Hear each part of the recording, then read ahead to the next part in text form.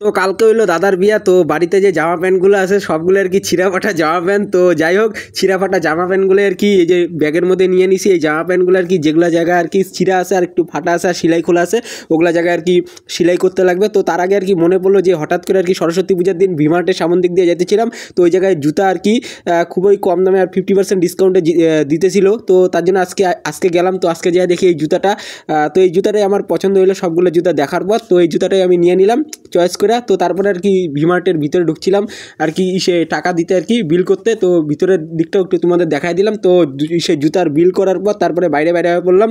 আর জুতাটা আমাকে একটা প্লাস্টিকের ভিতরে ঢুকিয়ে দিছিল, আর দেখতেই পারলো এই যে জুতার প্লাস্টিকের ভিতরে ছিল। তো তারপরে আর কি সেই জুতার প্যাকেটটা আর কি সাইকেলের মধ্যে এসে ঝুলিয়ে নিলাম। তো ঝুলানির পর তারপরে আমি আর ওই জায়গায় প্রচণ্ড পরিমাণে এসে গান ছাড়ছিল আর কি, বক্সের মধ্যে গান দিছিল। তো গানের মিউজিক একটু নাচানিচিও করছিলাম আর একটু ভালোও লাগছিল।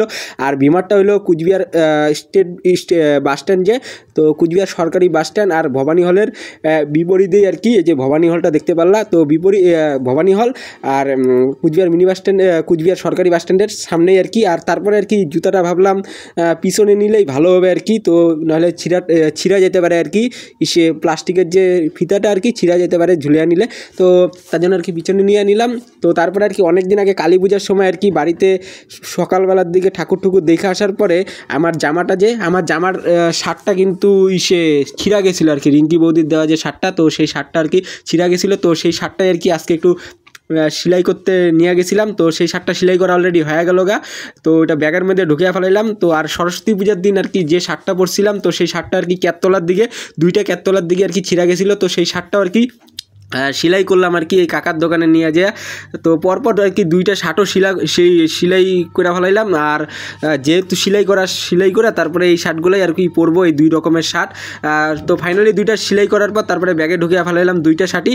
তো তারপরে আর কি আরেকটা সবুজ আর হলুদ তো যেই সোয়েটারটা আমি এখন ইদানিং পরি আর কি, তো সেই সোয়েটারটাও আর কি কয়েকদিন ধরে আর কি ছিঁড়া গেছে আর কি। তো তার জন্য আর কি সেই সোয়েটারটাও আমি নিয়ে গেছিলাম সেলাই করার জন্য।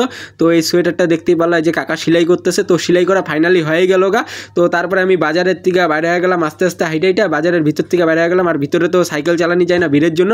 তারপরে আমি এসে বললাম ওষুধের দোকান। তো ওষুধের দোকানে এসে ওষুধ অর্ডার দেওয়াই ছিল, তো ওষুধটা নিয়ে নিলাম। এই যে প্লাস্টিকের মধ্যে অর্ডার দেওয়াই ছিল। তো ওষুধ নেওয়ার পর তারপরে ওষুধের প্লাস্টিকটা যে সাইকেলের মধ্যে সামনের দিকে ডান দিকে হ্যান্ডেলের মধ্যে ঝুলিয়ে নিলাম। তো ঝুলিয়ে নেওয়ার পর তারপরে আমি চলে গেলাম মোজা কিনতে। তো মোজা কিনতে চলে গেলাম হাসপাতালের দিকে আর কি, ওই জায়গায় দোকান আছে। তো সেই দোকানে কাকার দোকানে মোজা কিনতে চলে গেলাম। তো এই জায়গায় নানান ধরনের মোজা বাইর করছিল। তো হঠাৎ করে আর কি একটা মোজাই পছন্দ হইলো, কালো কালারেরটা। তো আমি বললাম কাকা আমাকে কালো কালারের মোজাটাই দিয়ে দাও। তো কাকা পরে কালো কালারের মোজাটাই দিয়ে দিল, আর কালো কালারেরটাই চয়েস হয়ে গেলো। তো ব্যাগের মধ্যে ঢুকিয়ে দিলাম। তারপরে কাকাকে দিলাম 50 টাকার নোট। তো কাকা আমাকে দিয়ে দিল 15 টাকা আমাকে রিটার্ন দিয়ে দিল, আর 35 টাকা মোজার দাম রাখলো। তো তারপরে আর কি এখন আর কি করি, তো এখন তার কোনো কাজ নাই এখন। তো তারপরে এখন বাড়ির দিকে চলে যায়। আর ভিডিওটা এইটুকুই থাকলো, আবার নেক্সটে তোমাদের অন্য ভিডিওতে দেখা হবে। Tata bye bye, see you আবার নেক্সটে, ঠিক আছে।